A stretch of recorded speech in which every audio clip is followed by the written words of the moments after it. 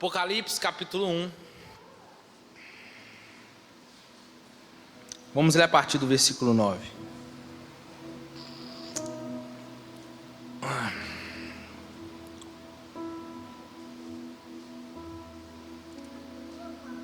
Quem encontrou? Eu, João, irmão vosso, e companheiro convosco na aflição, no reino e na perseverança em Jesus, estava na ilha chamada Patmos por causa da palavra de Deus e do testemunho de Jesus. Eu fui arrebatado em espírito no dia do Senhor, e ouvi detrás de mim uma grande voz como de trombeta, que dizia: o que vês, escreve num livro, e envia às 7 igrejas que estão na Ásia: Éfeso, Esmirna, Pérgamo, Tiatira, Sardes, Filadélfia e a Laodiceia. E voltei-me para ver com quem falava comigo. E ao voltar, vi 7 candeeiros de ouro, e no meio dos 7 candeeiros alguém semelhante a um filho do homem, vestido com vestes talares e cingido à altura do peito com um cinto de ouro. A sua cabeça e cabelos eram brancos como a lã branca e como a neve, e os seus olhos como chama de fogo. Os seus pés eram semelhantes a latão reluzente, como que refina numa fornalha, e a sua voz como a voz de muitas águas. Tinha ele na mão direita 7 estrelas, e da sua boca saía uma afiada espada de 2 gumes. E o seu rosto era como o sol, quando resplandece na sua força. E quando eu o vi, caí aos seus pés como morto. Porém ele pôs sobre mim a sua mão direita, dizendo: não temas, eu sou o primeiro e o último. Eu sou o que vivo, fui morto, mas estou vivo para todo o sempre, e tenho as chaves da morte e do inferno.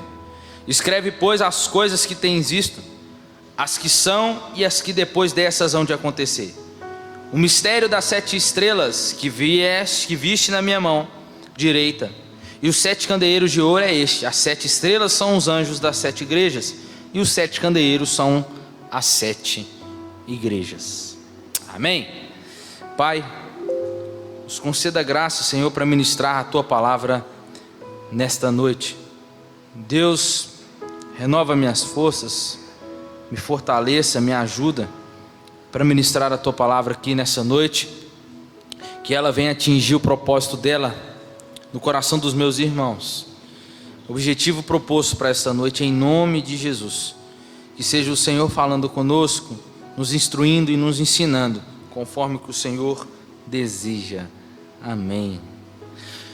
Amém. Nós vamos pregar hoje debaixo do tema enquanto Ele não vem. Enquanto Ele não vem. Então vamos lá. Quem já leu o Apocalipse? Quem tem medo do Apocalipse? Uma irmã procurou: pastor, meu devocional, já viu aquele devocional da Bíblia, aí cai lá na hora para você todo dia de manhã? Aí caiu para ela Apocalipse, um texto lá, ela mandou: eu desisti até de arrumar a casa hoje, não quero mais arrumar a casa, não quero mexer com mais nada. Falei: não, minha irmã, isso é porque você não entendeu o propósito do livro, e é o que nós vamos tratar aqui hoje. Eu particularmente, antigamente, eu tinha um certo medo de ler Apocalipse, por causa das coisas que eles estão. Fala da besta, fala do dragão, fala dos mártires, né, que morreram. A gente fica meio assustado, sim, dos cavalos que iriam aparecer. A gente fica meio escabeceado com esse negócio, mas aí a gente vai entendendo. E a palavra grega para Apocalipse é derivado, significa descobrir, revelar, ou revelar uma glória maior. Apocalipse, ele é um livro que tem passagens literais, mas também tem passagens figurativas, simbólicas. E essas pessoas que têm medo ou se preocupam com esse livro do Apocalipse, elas nunca talvez vão ler esse livro, ou têm medo ou pensam que não conseguirão entendê-lo. Isso é uma infelicidade. Por quê? Porque desde os primeiros dias da igreja buscava-se esse livro em tempos de perseguição como fonte de força e coragem. De todos os livros da Bíblia, o livro do Apocalipse tem a maior visão panorâmica da história e de controle máximo que Deus tem sobre ela. O tema do livro de Apocalipse é a vitória de Cristo e a sua igreja sobre Satanás. Amém? Você pode dizer um amém por isso? Me ajuda a pregar aí, tá? E a intenção do livro é mostrar que as coisas não são como parecem ser. O diabo, o mundo, o anticristo, o falso profeta e todos os ímpios, estes perecerão, mas a igreja, a noiva do Cordeiro, triunfará. Então, Cristo aqui é sempre apresentado como um vencedor, como um conquistador, mostrando Jesus triunfando sobre a morte, sobre o inferno, o dragão, a besta, o falso profeta, a grande Babilônia e os ímpios. E mostra para nós também a igreja ao longo dos séculos sendo perseguida, suportando o martírio e saindo sempre vencedora, mesmo aos olhos deles não, mas aos olhos de Deus, vencedoras. Os juízos de Deus mandados para a terra são respostas das orações dos santos, diz o capítulo 8. Apocalipse é um livro aberto em que Deus revela seus planos e propósitos para a sua igreja. Ele não é a revelação apenas das últimas coisas, mas sobretudo trata sobre o Cristo vencedor. Esse livro majestoso fala não tanto de fatos escatológicos, mas vai tratar especialmente sobre a pessoa de Cristo. Apocalipse é fundamentalmente a revelação de Jesus, conforme o apóstolo João diz no versículo 1 do capítulo 1. Ele diz: revelação de Jesus Cristo, que Deus lhe deu para mostrar aos seus servos as coisas que brevemente devem acontecer. Você não tem como eu e você divorciar a profecia deste livro da pessoa de Jesus. Apocalipse não é a revelação de João, mas é a revelação de Jesus Cristo a João. Deus Pai. Eu podia fazer esse desenho rápido aqui, mas eu fiz de manhã, mas porque o horário já está avançando. É Deus Pai, o Filho, o anjo e João. É Deus Pai dizendo assim para Jesus: aqui está, filho, a revelação da glória dos céus. O filho recebe, vou tirar aqui. O filho recebe e diz: essa aqui ele recebeu do Pai, a revelação que é do Pai sobre a glória dos céus. E para mostrar aos seus servos que brevemente deve acontecer. E agora o seu filho, e diz, ele, quem? Jesus, enviou pelo seu anjo. Agora o anjo recebe a revelação, que agora o seu anjo as notifica a João. João agora está com a revelação do Apocalipse sobre das coisas que devem acontecer. E qual é a ordem para João agora? A ordem para João é que ele testifique dessa palavra e dê testemunho de Jesus Cristo a todas as pessoas. Então, qual que fica para nós? Que enquanto nós estamos entregando, enquanto João entregou, hoje ainda a igreja tem a missão de testemunhar de Jesus Cristo, porque a revelação não mudou, ela continua sendo a mesma, Jesus Cristo. Amém? Até gostei de segurar o microfone aqui. Vamos lá. Mas não sendo Apocalipse, não sendo a revelação de João, mas de Jesus Cristo a João, Cristo veio ao mundo para revelar o Pai. No Apocalipse é o Pai que revela Jesus. E o cristianismo é diferente das outras religiões por causa disso, porque as outras religiões veio para revelar um Deus, mas Jesus veio para revelar um Pai. Aleluia por isso.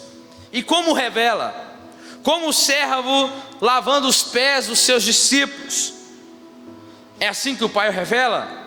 Será que o Pai o revela como uma ovelha muda que vai para um matadouro? Ou como aquele de quem os homens escondem o rosto? Ou como aquele que está pregado numa cruz com o rosto cheio de sangue? Ou como aquele que tem as mãos atadas, os pés pregados na cruz? Absolutamente não. Dessa vez, não. A revelação do noivo da igreja, a qual é dada pelo Pai, é de um Cristo glorioso agora, aleluia. E os seus cabelos não mais estão cheios de sangue, mas são alvos como a neve. Os seus olhos não estão mais inchados por tanto apanhar, agora os seus olhos já são como chama de fogo. Os seus pés não estão mais pregados numa cruz, mas são semelhantes a um bronze polido. A sua voz não está rouca, embargada, pedindo água quando estava com sede na cruz, mas agora a sua voz é como a voz de muitas águas. Suas mãos não estão mais cheias de pregos na cruz, mas agora as suas mãos é onde segura as rédeas da história, nas suas onipotentes mãos poderosas. O seu rosto não está mais desfigurado, mas agora o seu rosto brilha como o sol. Então o objetivo do livro do Apocalipse não é nos dar uma tabela do tempo do fim, mas é nos revelar sobre este noivo da igreja, um noivo glorioso, um noivo que é supremo, conquistador. A igreja, nós então precisamos olhar para essa supremacia do nosso Senhor durante a primeira vinda dele, aonde essa glória estava encoberta. Mas agora, aonde essa primeira vinda está ele se esvaziando da sua glória, mas na sua segunda vinda não. Agora sim a sua glória será evidente para todos. Então Apocalipse não é um livro do caos, como nós imaginamos, como talvez você e eu vemos a Record e nos faz sentir medo por ver aquilo lá. É o que vai acontecer? É, mas o que acontece com a igreja? Aquilo lá não é para a igreja. Você tem que se preocupar o que é para a igreja, o que está reservado para mim e para você. Aquilo lá é para os ímpios que vão ficar. Então, Apocalipse não é um livro do caos, como nós vimos talvez no ano de 2012, que falou que iria acontecer o Apocalipse. Mas o livro é a revelação do nosso Deus, do nosso Senhor Jesus. Então não podemos evitar esse livro, de ler esse livro, pois quem evita esse livro, de estudar esse livro, está impedido de ter muitas bênçãos, de alcançar as suas vidas. Pois a palavra foi dada à igreja, essa igreja que não pode se envergonhar, mas que testificam e dá testemunho de Jesus. O que Cristo falava e fazia, João testemunhava. Então, enquanto João testemunhava, João corria um sério risco. A palavra testemunha aqui no grego é martírio, ou martíria, do grego. Que João, enquanto ele testemunhava, ele corria risco de ser morto. É a qual onde ele está preso na ilha de Patmos, quando ele recebe tal revelação, a ponto de ser morto. Mas sabemos que ele foi morto por causa da sua velhice. Então, o versículo 3 agora vai começar dizendo assim, então esse livro, que livro? O Apocalipse. João está dizendo, bem-aventurado aquele que lê, e bem-aventurado também os que ouvem as palavras dessa profecia e guardam as coisas que nela estão escritas, porque o tempo está próximo. Aqui ele vai explicar o que eu disse acima, de quem não estar lendo ou quem não ler esse livro, não é um bem-aventurado.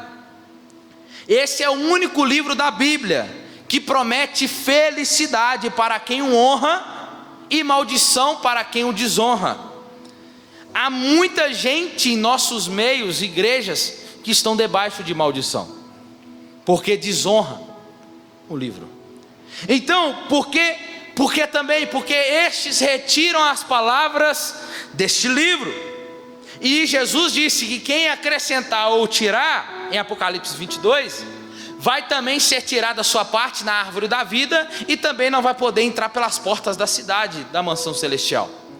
Então, a felicidade aqui do versículo 3, fica então comprometida, porque muito dentre nós não fazem questão de falarmos, e nem tão pouco para ouvir as palavras deste livro.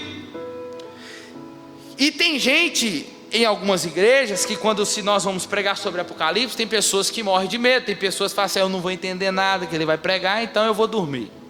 Não vou entender nada que ele vai pregar, eu vou lá para fora comer um cachorro quente. Eu prefiro fazer outra coisa. Pessoas que desdenham às vezes, por não ter essa graça de poder ouvir. É um livro complexo, muito complexo, muito. Requer tempo, requer estudo. Mas uma coisa interessante é que ele pode ser até complexo, mas requer de nós uma familiaridade. Como que se alcança a familiaridade com o livro? Lendo. Então, entenda uma coisa, que bem-aventurado aqueles que leem, está no singular. E bem-aventurado aqueles que ouvem, está no plural.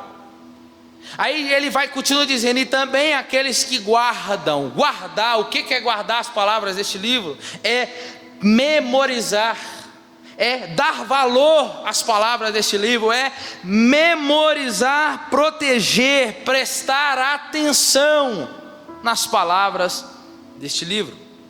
Então, nós vamos mais uns detalhes que interessante que tem aqui, que quando temos a questão principalmente histórica nesse livro aqui. Porque quando escreve a carta, é enviada a carta aos anjos da igreja. E por onde esse livro passasse era entregue ao líder, e o anjo da igreja, que era o pastor, lia esta carta, mas às vezes eles liam para ele mesmo. Misericórdia. Porque nem todos tinham acesso. A minoria às vezes eram pessoas pobres, cristãs, e os lugares deles de reunião eram muito pequenos, não podia comportar a todos. Então, às vezes só o anjo lia a carta ou o livro, e os irmãos ouviam. Então, por isso, bem-aventurados que leem, e bem-aventurados que ouvem as palavras deste livro. Então aquele que está lendo está edificando a si mesmo, e aqueles que estão ouvindo estão sendo também edificados por essa palavra. Então outra coisa, muito mais são aqueles que ouvem do que aqueles que leem. Por quê? Porque além desse livro ser especial, que nós estamos ouvindo aqui as palavras dele nesta noite, já existe uma bênção sobre a sua vida nessa noite, porque você está ouvindo as palavras deste livro. E todos nós gostamos da palavra bem-aventurado, ser feliz, ser mais do que feliz, a palavra promessa. Só que nós gostamos tanto dessa palavra, mas por que nós lemos tão pouco este livro? Por que damos tão pouca importância nesse livro? Por quê? Sendo que esta familiaridade que eu falei, ela só vai ser conquistada com estudos, com pesquisas, para que você ame mais o livro e não o despreze. A nossa geração de hoje, ela precisa valorizar o livro de Apocalipse. Se nós já temos a bênção garantida, já temos a promessa garantida, então por que estamos lendo pouco? O fato de lermos pouco esse livro entristece a Deus e alegra Satanás. Por quê? Deixa eu te fazer uma pergunta. Você gostaria que o livro da sua derrota fosse divulgado? Pensa nas suas derrotas que você já teve. Está aqui, gente, esse é meu livro. O livro das minhas derrotas. Se você quer aprender como viver em derrota, está aqui meu livro. Só comprar. Experiência própria. Você gostaria que fosse divulgado o seu livro? Fica esquisito, não fica? Então entenda, o diabo ele se alegra muito mais quando nós desprezamos o livro do Apocalipse. Ele fica feliz, ele se alegra por nós desprezarmos. Escuta aqui, você vai entender o que eu vou dizer. Mas ele também fica furioso quando nós meditamos na palavra desse livro. Por quê? Porque você e eu percebemos que o livro revela a derrota dele e a vitória da igreja. Sabe o que ele fez no jardim com Adão e Eva? Ele fez isso. O que ele fez? Ele chegou diante de Adão e Eva, conseguiu vencer os dois, por quê? Porque os dois menosprezaram a palavra de Deus. Aí ele pensa, eu venci o primeiro Adão, então o segundo Adão eu venço tranquilo. No jardim era 2, no deserto é 1, suave. Ele vai para o deserto, chega diante do segundo Adão, Cristo, e começa ali, tentar ele fazer da mesma forma. Só que agora, ele está diante de alguém que não menospreza, mas que valoriza a palavra, Cristo. Então Satanás ali, ele é vencido. Entenda, enquanto Satanás nos faz lembrar do nosso passado, nos prendendo, nos envergonhando, nos fazendo olhar para trás, para o nosso passado de vergonha, e faz nos sentir envergonhados, o passado dele é de glória. Mas a Bíblia nessa noite apresenta para nós aqui o livro de Apocalipse, nos mostra e nos faz olhar para o futuro, aonde o futuro dele é o lago de fogo, e o futuro da igreja é nas mansões celestiais. Aleluia! Então, se eu e você desprezarmos a mensagem do Apocalipse, eu e você estamos desprezando a mensagem da nossa vitória e a da derrota de Satanás. Amém, irmãos? Deu para entender essa parte aqui? Aí João começa agora com a saudação de paz. Ele começa saudando com paz no versículo 4. Ele diz que a graça e a paz a vós outros, da parte daquele que é, que era e que há de vir. E essa saudação não é de terror, mas é de uma doçura, é de um encorajamento para as igrejas. Igrejas que passam pelo vale, que precisam de um encorajamento. João agora está enviando, vocês talvez não estão em paz, estão turbulências da vida, mas receba a paz da parte daquele que é, que era e que há de vir. Tem como vocês sentirem paz em meio a esse tempo? Então, aí nós podemos ver que ele continua o texto, e enquanto ele não vem, como que a igreja deve saber como seu noivo é? Como a igreja deve ver o seu noivo? Qual é o seu perfil? Quais são os seus títulos? E o apóstolo João menciona 3 títulos gloriosos de Jesus. Ele é revelado aqui no versículo 5 como a fiel testemunha, mostrando Jesus que foi fiel durante o seu ministério.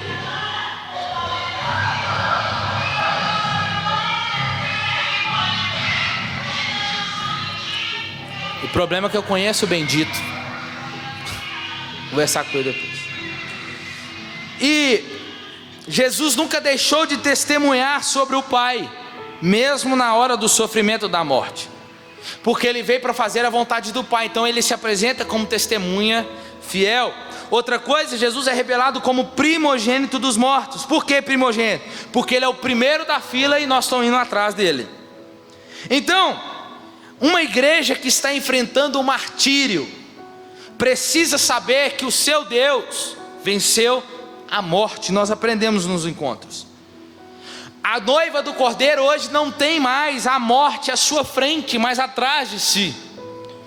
Como sacerdote, Cristo veio ao mundo para fazer sacrifício perfeito e para ser oferta perfeita. Outra coisa é que Jesus é revelado como soberano dos reis da terra. Já que ele é como se Jesus fosse, é como ver Jesus sobre o presidente dos presidentes. Diante que todos os poderosos da terra vão ter que se dobrar, mostrando Jesus acima de todos os imperadores da terra.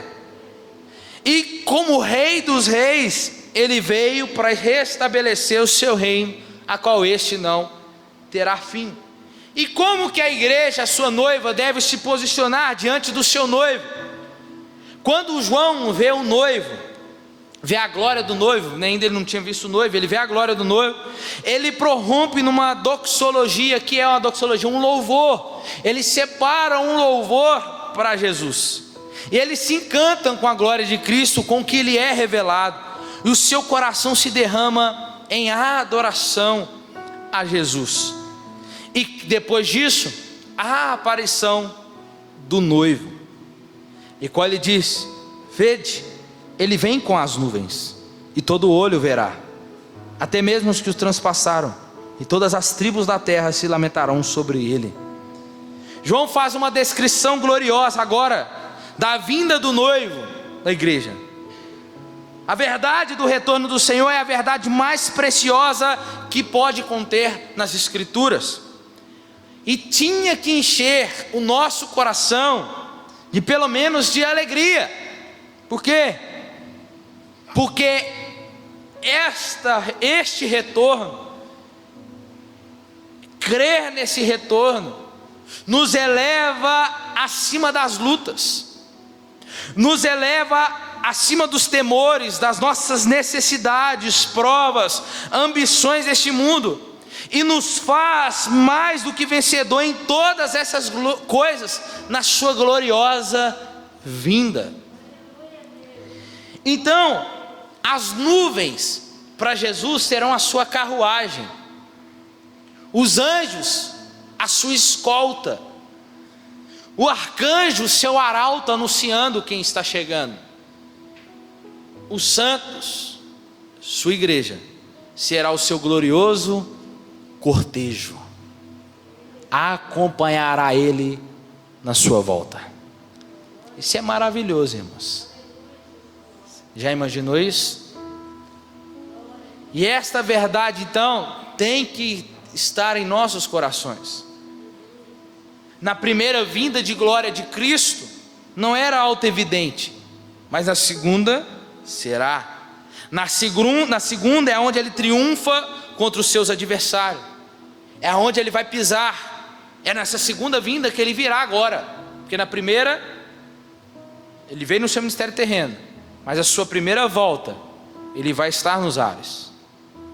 Ele não vai pisar aqui, onde ele vai arrebatar. Os mortos vão ressuscitar, os mortos em Cristo ressuscitarão. Participaremos do tribunal de Cristo. A igreja não comparecerá ao juízo final, não para estar diante do juiz, mas a igreja estará com ele no tribunal. Tribunal é para quê? Julgar as nossas obras, mas para recebermos os nossos galardões. Amém, irmão? Você podia ter dado um amém por isso. Os ímpios sim, estes sim, que morreram sem Cristo, e os que viveram sem Cristo, estes sim, os que estiverem vivos ficarão com o anticristo. Os que morreram sem Cristo ressuscitarão para a condenação eterna. Pronto, acabou. Não tem meia volta não, Jesus? Tem não. Inferno, tchau. Acabou a misericórdia? Acabou. É nesse tempo. Aí aí depois que nós participarmos da bodas do Cordeiro, da ceia, a igreja, é que vai acontecer isso. Que isso vai acontecer. Ele vindo sobre as nuvens. Aí que a gente lembra do cavalo branco. Ele é sentado no cavalo branco e na sua coxa escrito Rei dos Reis e Senhor dos Senhores. No final da grande tribulação ele aparece, assentado no seu cavalo branco, escoltado pelos seus anjos. O arcanjo anunciando que ele vem, e a igreja no cortejo com ele descendo. Mas para quê? Para lutar? Não, só para acompanhar ele vencendo os inimigos e colocando ele debaixo dos seus pés. Aleluia. Zacarias capítulo 14. É quando ele pisa no Monte das Oliveiras, os Montes das Oliveiras repartem. É quando ele vem agora para socorrer Israel debaixo das outras nações. Aí entra a escatologia e a gente depois estuda sobre isso. Então, quando Jesus virá? Muitos estudiosos precipitadamente tentaram marcar datas, como 2012 que eu citei aqui. Todos foram frustrados e não podemos identificar nem agendar a data dessa segunda vinda de Jesus. Essa data pertence somente à soberania de Deus. E vasculhar o corredor desse tempo e agendar a segunda vinda não é o propósito do Apocalipse. E há aqueles que aventuram em tentar identificar o período dessa vinda. Mas não tem como nós sabemos, se o próprio Jesus falou que ele não sabe. Hora de ver. Claro que ele sabe, tá, irmãos? Ali está falando na sua condição humana, né? Ele disse assim: nem os anjos, nem o filho sabe quando há de vir, o filho do homem. Somente o Pai. Mas ele e o Pai são um. Então ele está falando na sua condição terrena ali, porque não era tempo dos discípulos a pensar nessas coisas. E como Jesus virá? Já dei mais ou menos uma ideia aqui, né? A sua vinda será pessoal. Para alguns Jesus tem voltado, né? Principalmente no ano 2020 aí. Jesus voltando de forma pessoal para alguns.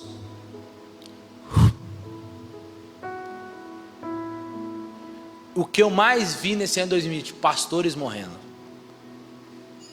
indo embora. Você viu o pastor da Lagoinha lá, né? Da Lagoinha Itapuã. Morreu com Covid. Ele virá de forma pessoal, mas também ele virá de forma pública, que eu acabei de citar. Poderosa, vitoriosa e irresistível. E a Bíblia desconhece uma segunda vinda invisível ou secreta, como alguns teólogos dizem. Quando Cristo voltar, todo olho verá. É o que eu digo. Como é que está hoje a mídia? Se todos os jornais se voltam para a Copa do Mundo, se todos os jornais do mundo todo se voltam para as Olimpíadas, imagina Jesus chegando lá em Israel e todas as câmeras se voltando para ele, e o plantão na Globo, tan, tan, tan, tan, tan, tan, tan, tan, tan. Ih! Mas e a igreja? Cadê a igreja?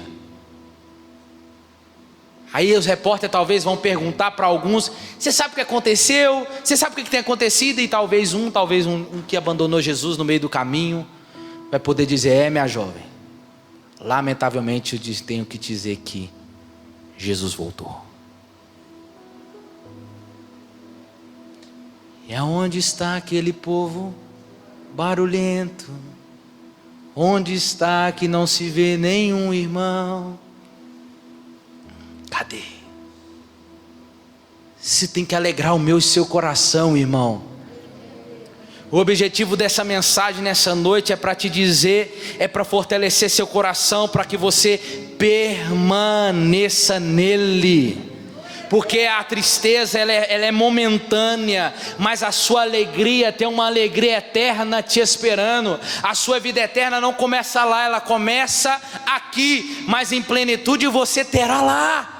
Perde aqui, mas para ganhar lá.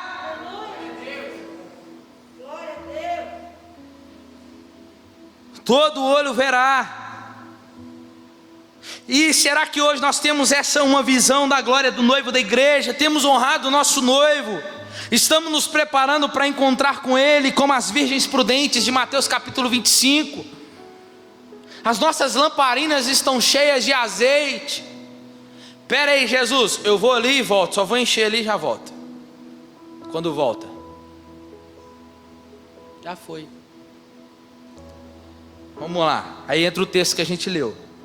Aí João inicia dizendo: o vosso companheiro convosco na aflição, no reino e na perseverança. João está dizendo, é como se João estivesse dizendo assim: eu enviei a carta para vocês, mas eu não estou melhor do que vocês.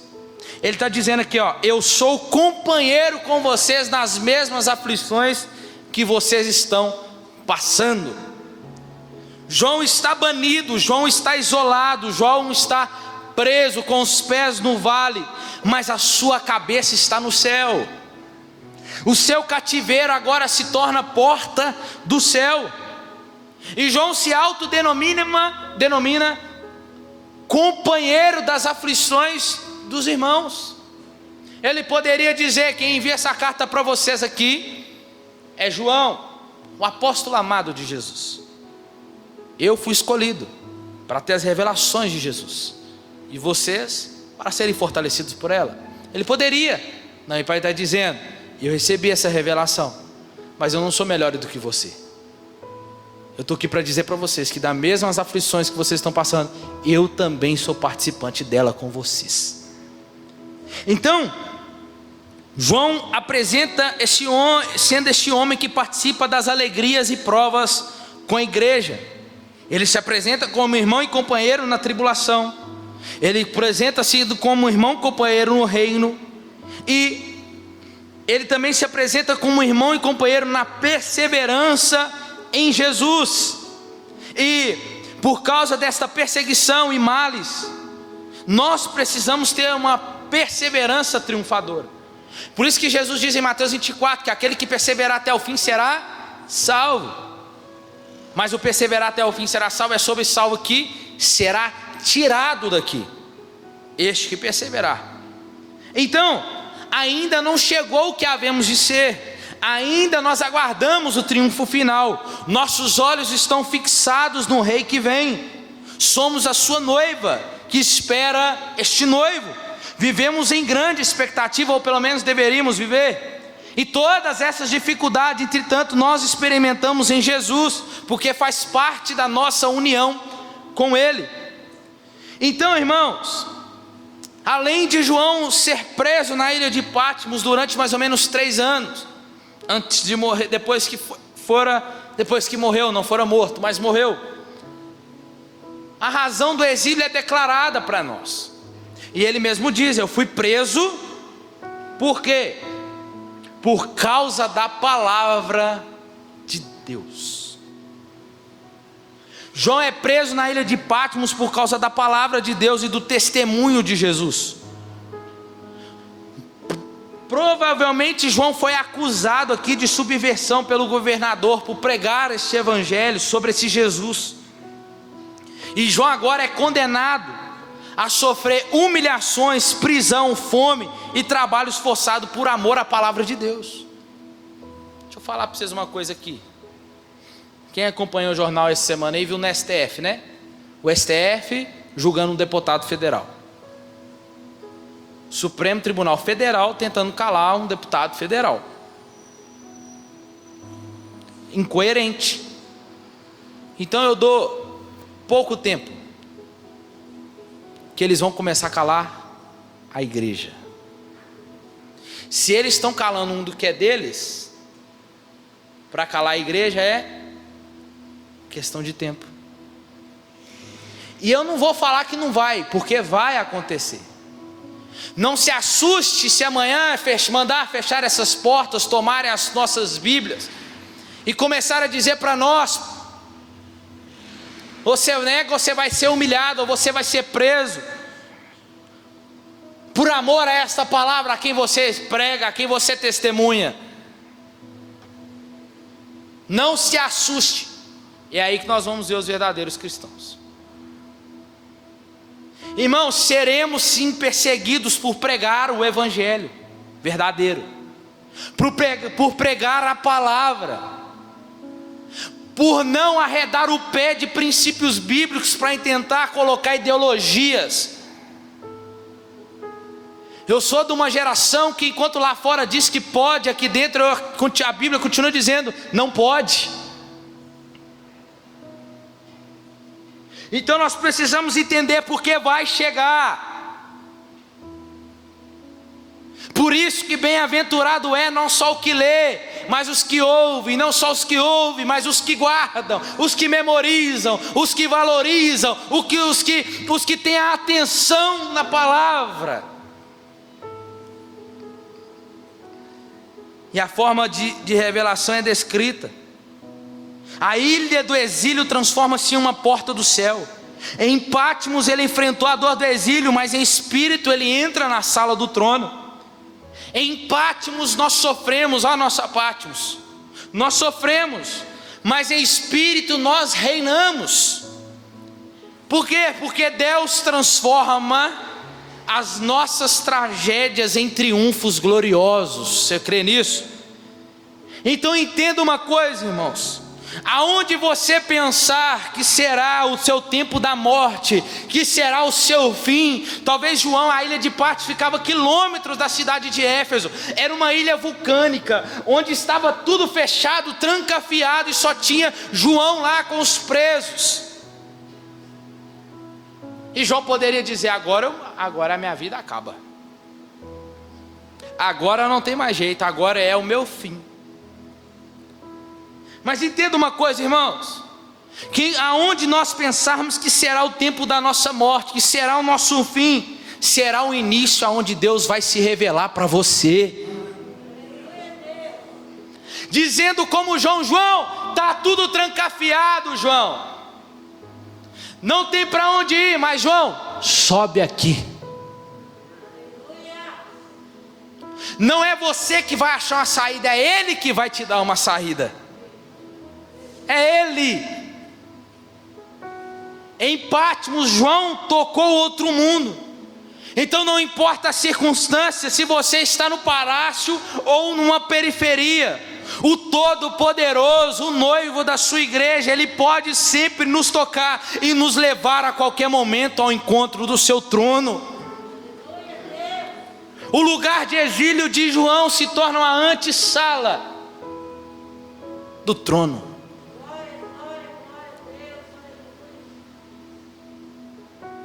Irmãos, é aquela pessoa que ela disse assim, é como se Jesus dissesse para João: eles podem estar tentando te calar, eles podem até tentar arrancar os seus braços, João, mas João, sobe aqui e o que você vê, escreve.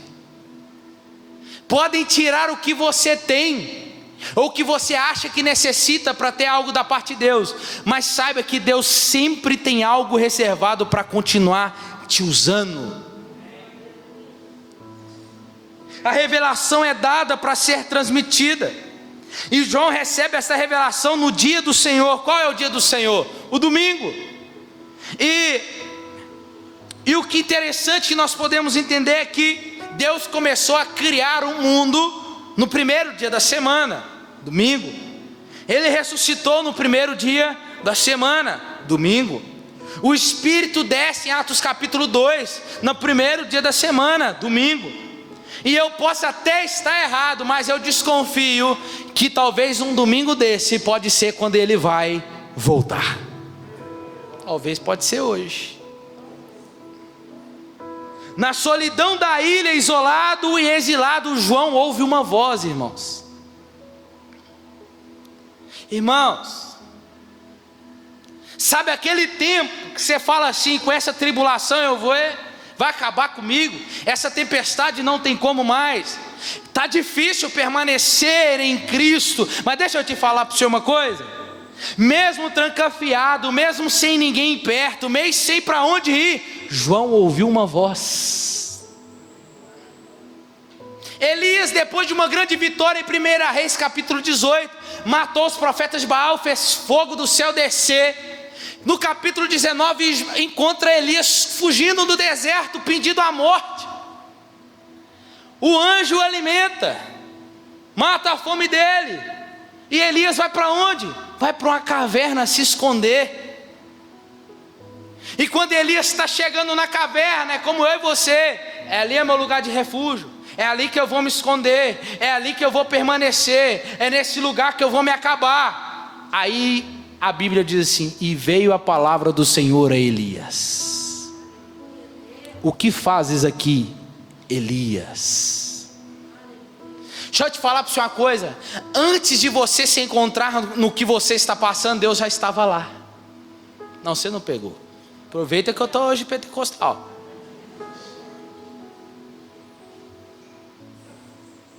Antes de você chegar ou estar no que você está passando, Deus já se encontrava lá. E Ele está te perguntando: o que fazes aqui? Aqui não é lugar para você permanecer. É daqui que eu vou te tirar. Elias, você não está sozinho. Tem mais 7.000. Volta para onde eu te chamei, para você continuar. Mesmo em situações adversas, situações problemáticas que nós passamos, ainda assim você ouvirá uma voz bradando do céu ao seu favor. A Roma pôde até proibir João de ter contato com seus irmãos perseguidos, mas não pôde proibir de João ter contato com o trono de Deus. O mundo não pode nos proibir o nosso contato com o céu. João ouve uma voz por detrás dele, como uma voz de trombeta, uma voz de despertamento, dizendo: João, sobe aqui. João, olha para cá. João, vê isso aqui. Despertando João para uma missão. E a trombeta fala de uma voz sobrenatural, poderosa, assustadora. E a mensagem precisa ser registrada fiel e perpetuamente. E o livro do Apocalipse é um livro atual em todo o tempo. Ele descreve o que já foi, ele descreve o que é e descreve aquilo que há de vir. Então entenda, eu preciso correr para a gente terminar. João agora, ele muda o cenário de que Jesus está falando com ele. Jesus sai, vai para outro lugar. E João, ele voltei para ver quem falava comigo, e voltei e vi 7 candeeiros de ouro, versículo 12. E no meio desses 7 candeeiros, no meio, alguém semelhante a um filho do homem. Candeeiro, igreja. Antes de João ver o noivo ainda no seu fulgor de glória e majestade, João tem uma vista da beleza da noiva, a igreja. E ele a vê como a luz do mundo. O número 7, principalmente no Apocalipse, é o número da perfeição dos judeus. O número 6, o número do homem. Todas as vezes que vocês encontrarem os 7 espíritos de Deus, Deus tem 7 espíritos? Não. Os 7 espíritos é como se fosse cada espírito em cada igreja. Não. Ele está dizendo o espírito pleno de Deus. Porque ele está dizendo, eles usam o número 7 para falar sobre a plenitude, a totalidade de Deus. O número 6, o número da perfeição, o número do homem. Por isso que é 666, o número da besta. Então, antes dele ter a visão do Cristo exaltado, ele teve a visão da igreja. E o mundo, irmãos, vê Cristo através da igreja e no meio da igreja. Isso significa então que ninguém verá Jesus em glória senão por meio da sua igreja. Então, me desculpe se você não quer ser igreja, ou talvez só quer ter cara de igreja, talvez nos seus status. Só que eu te falo essa coisa, você precisa da igreja. Você precisa congregar. E o que é a igreja? Ela é a luz do mundo, segundo João. Por isso ela é comparada ao candeeiro, às 7 estrelas. Tanto a estrela como o candeeiro são luzeiros, são para iluminar. Elas devem refletir luz. A igreja é a luz do mundo, ela resplandece no mundo. E se uma lâmpada deixar de proporcionar a luz, ela será afastada, não vai servir mais para nada. E a luz da igreja é emprestada ou refletida como o da lua. Se as estrelas têm que brilhar e as lâmpadas têm que luzir, elas devem permanecer na mão de Cristo e na presença de Cristo. Então, depois que João foi à igreja, João agora tem a revelação do noivo. João dele. E ele tinha umas vestes como vestes talares e cingido à altura com o peito cinto de ouro. E a sua cabeça e cabelos eram brancos como a lã branca, como a neve, os seus olhos como chama de fogo, e os seus pés eram como latão, semelhantes a latão, e os ele como refino numa fornalha, e a sua voz como uma voz de muitas águas. E tinha ele na mão direita 7 estrelas, da sua boca saiu uma afiada espada de 2 gumes, e o seu rosto era como o sol quando resplandece com força. João tem uma visão do noivo da igreja, do nosso noivo. Talvez você pare e pense assim: eu estou correndo desse noivo. Quando você olha aqui dessa forma, sim ou não? Parece ser assustador quando você olhar. Faz um desenho do jeito que está aqui. Você vai assustar. Mas olha aqui o que significa.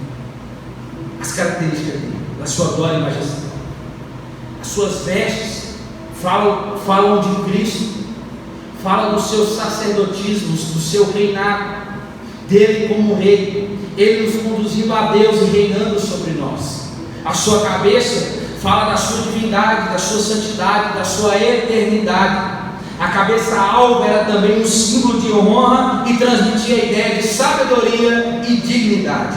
Os seus olhos como chama de fogo fala da sua onisciência, que a tudo vê e a prescruta. Ele sendo o juiz diante de quem tudo se desnuda. Os seus pés como bronze reluzente transmitia a ideia de força, de estabilidade. Isso fala da sua onipotência para julgar os seus inimigos. Então convém que ele reine até que ponha debaixo dos seus pés todos os seus inimigos. A sua voz, isso fala do poder irresistível da sua palavra, do seu julgamento. No seu juízo desfalece as palavras humanas, os argumentos humanos.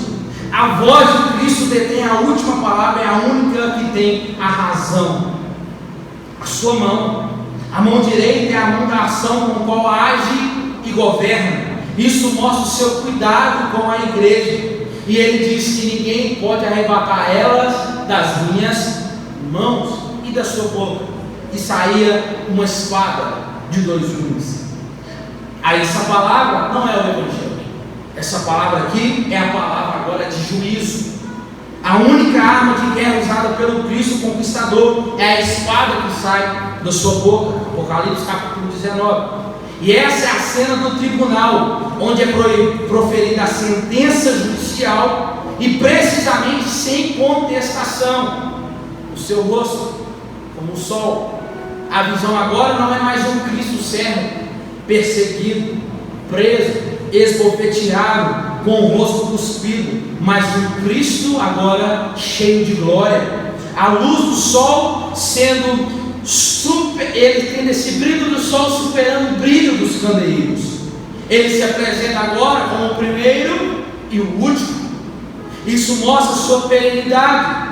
Ele mostra ele sendo o criador, o sustentador e o consumador de todas as coisas. É por isso que Paulo diz em Filipenses que aquele que começou a boa obra em você, ele é fiel para terminar ele, porque ele é o primeiro e ele é o último. Então, ele é aquele que cria, que controla, que julga e planifica todas as coisas. Cristo aqui é enaltecido agora como vitorioso sobre o último inimigo, que é a morte, e a sua vitória no versículo 18. Eu sou o que vivo, o que foi morto, mas estou vivo para todo sempre. Eu que tenho as chaves da morte e do inferno, a sua vitória triunfal. João está diante do Cristo na cruz que venceu a morte. Ele não apenas está vivo, mas agora ele está vivo para todo sempre. Ele não só ressuscitou, ele venceu a morte, tem as chaves da morte e do inferno. Morte aqui é um estado e Hades é um lugar. Tanto a morte quanto o Hades serão lançados no lago de fogo, que vai acontecer na Apocalipse capítulo 20, versículo 14. Quem mostra agora que tem as chaves de autoridade? E Jesus recebeu essa chave, não foi de Satanás, que quando alguns dizem que ele tomou, não. Quem deu a eles a autoridade? Essa chave foi o próprio Pai, autoridade no céu quanto na terra. Mateus 28. Jesus tem não apenas a chave do céu, mas também a chave da morte. Fala de túmulo, do sepulcro. Agora a morte não pode mais infligir terror, porque Cristo está agora com as chaves. Dá para você entender isso aqui? Eu vou repetir. aqui não é para você mais temer a morte, porque agora ele tem as chaves da morte, aleluia, podendo abrir aos túmulos e levar aqueles que morreram junto com ele a vida eterna. E eu preciso agora vamos entrar na conclusão. Então a gente pode ir do versículo 9 ao 11, João ouviu. Do versículo 12 ao 16, o que João viu. E do versículo 17 ao 18, o que João fez. Os dois primeiros pontos foram analisados. E a conclusão agora: quando João viu, caiu aos seus pés. O mesmo João que se debruçara no peito de Jesus no mês da ceia, agora está diante dos pés de Jesus como um morto. Assim como Isaías, assim como Ezequiel, assim como Daniel, Pedro, Paulo, quando esteve diante da manifestação da glória de Jesus, passaram pela mesma experiência. Em nossa carne nós não vamos conseguir ver Deus, segundo Paulo em 1 Timóteo 6,16. Não vamos conseguir, pois ele habita numa luz inacessível. É impossível ver a glória do Senhor então sem se prostrar. Em segundo lugar, então podemos ver, fechar aqui, que ele foi gloriosamente restaurado quando Jesus o toca e fala com ele. A mesma mão que segura é a mesma mão que restaura. Aleluia.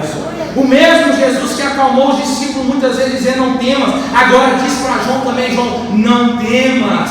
As mesmas mãos que sustentam as estrelas do firmamento são as mesmas mãos que está dizendo, falando para nós aqui, nos mexendo, e está dizendo, são essas mãos também que restauram um filho que é temeroso. A mão de Cristo é poderosa para sustentar o universo e suave para secar as lágrimas de qualquer rosto quando este rosto começar a chorar. Aleluia. Então a revelação da graça de Jesus põe o apóstolo João de pé novamente para cumprir o seu ministério. Ninguém diante de Jesus permanece caído se não foi ele que derrubou. Ninguém, se tiver caído sendo que ele derrubou, ele vai colocar de pé, dizendo para você: não é tempo de parar, não é o seu fim, é tempo de você continuar o ministério e o chamado, porque o ministério não é seu, o chamado não é seu, quem te chamou fui eu, o ministério que te deu fui eu, então eu me encarregarei de te sustentar até o fim. Aleluia. Então, desta maneira, não precisamos temer a vida, porque Jesus é aquele que está vivo pelos séculos dos séculos. Não precisamos temer a eternidade, porque Jesus tem as chaves da morte e do inferno. E desde o início do livro do Apocalipse, Jesus apresentou-se ao seu povo em majestade e glória. Então o que a igreja necessita hoje é uma clara percepção do Cristo e da sua glória. Você pode ficar de pé? E é o que João disse em 17,3. E a vida eterna é esta: que conheçam a Ti, o único Deus verdadeiro, é Jesus Cristo, a quem enviaste. E eu deixei uma palavra aqui no final. E João fala assim: e a sua voz era como a voz de muitas.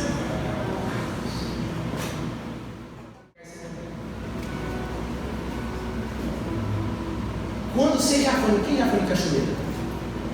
Aquela barulhada de água, né? Quanto mais você vai chegando perto, você tenta conversar. Aí chega um momento que você fala assim: não, mãe, você não consegue ouvir. Por quê? Porque o som de muitas. Por que João conseguiu ouvir a voz de Jesus? Porque a voz de muitas águas calou as outras vozes. Deixa eu te falar para você uma coisa aqui. Quando a água bate todo o tempo no mesmo lugar na rocha, o que ela vai fazendo? Vai lapidando, não é? Vai criando formato. Então levanta sua mão, que eu fiz isso de manhã, eu sou de fazer isso. Levanta sua mão, uma palavra para a sua vida. Sabe aquele coração de pedra que talvez está lá na sua casa, ou alguém que você conheça? A voz de muitas águas vai bater lá. E vai continuar batendo até lapidar do jeito que Ele quer. Diante dessa voz de muitas águas não há rocha, não há inferno que possa impedir. Quando essa voz de muitas águas ela quer falar, e quando essa voz de muitas águas falar, todas as vozes ao redor vão ter que se calar. Pode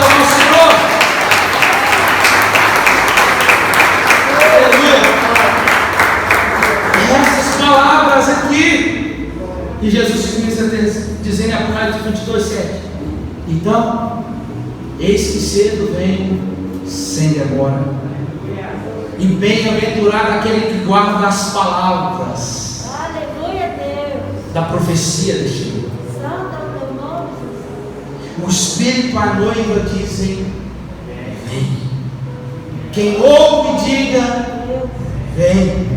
Quem tem sede, venha, e quem quiser, tome de graça da água da vida. Eu advirto, aí ó, e todo aquele que ouvir as palavras da profecia deste livro, se alguém acrescentar ou tirar, Deus também tirará a sua parte da árvore da vida da cidade santa que estão escritas neste livro. Mas aquele que dá testemunho dessas coisas diz: certamente, ora venho sem demora. Maranata, ora vem, Senhor Jesus. Edgar, por que você pregou essa mensagem hoje aqui? Por quê? Porque estamos vivendo no tempo do fim. E isso é para te dar uma injeção de ânimo para você permanecer. Eu tinha outras mensagens para pregar, mas eu falei: Deus, se o Senhor está falando, então você me dá graça para estudar, para fritar aqui meu crânio aqui um pouquinho, para mim estudar, porque eu preciso passar isso aqui. Então, enquanto Ele não vem, está aqui o seu noivo apresentado para você. E qual que é quando você chegar em cima? Valeu a pena. Valeu a pena permanecer. Valeu a pena passar por tudo que eu passei. Valeu a pena passar a humilhação. Valeu a pena eu sofrer perseguição. Valeu a pena, porque hoje eu estou ao lado dele.